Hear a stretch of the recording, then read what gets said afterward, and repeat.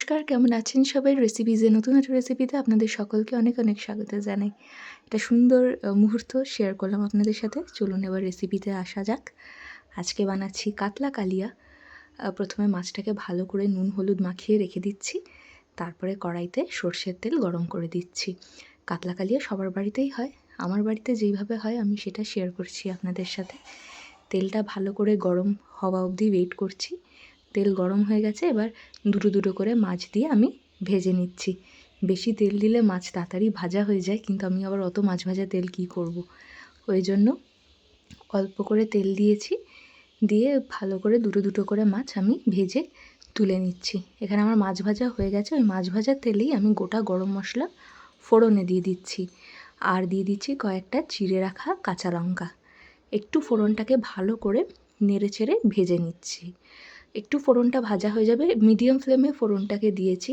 High ফ্লেমে দিলে ফোড়নটা অনেক সময় পুড়ে যায়, ওই জন্য মিডিয়াম ফ্লেম করে ফোড়নটা দিয়েছি। একটু হালকা করে ভেজে নিয়ে এবার কুচিয়ে রাখা পেঁয়াজটা এর মধ্যে দিয়ে দিচ্ছি। আমার 4 পিস মাছ ছিল, একটা মিডিয়াম সাইজের পেঁয়াজ আমি কুচিয়ে এখানে ব্যবহার করছি। দিয়ে একটু লাল করে ভেজে নিচ্ছি। লাল করে ভাজা হয়ে যাওয়ার পর এখানে আমি দুটো মিডিয়াম সাইজের পেঁয়াজ বেটে দিচ্ছি, আর খুব সুন্দর করে একটুখানি কষিয়ে নিচ্ছি। এখানে আছে রসুন আর কাঁচা লঙ্কা বাটা।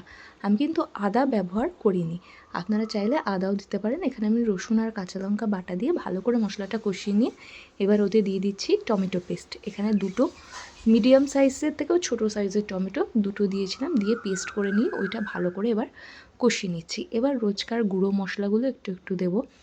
হলুদ গুঁড়ো দিয়েছি, স্বাদ মতো পরিমাণ মতো নুন, আর কাশ্মীরি লাল লঙ্কার গুঁড়ো, আর একটু গরম মশলা গুঁড়ো দিয়েছিলাম। আর সব টেস্টগুলোকে ব্যালেন্স করার জন্য সামান্য চিনি দিয়েছিলাম। দিয়ে ভালো করে কষিয়ে নিচ্ছি।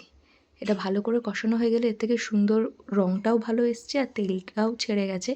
এবার এতে আমি মিক্সির বাটিগুলো ধুয়ে একটুখানি অল্প জল অ্যাড করেছি, বেশি ঝোল করব না, এটা একটু গামাখাই করব।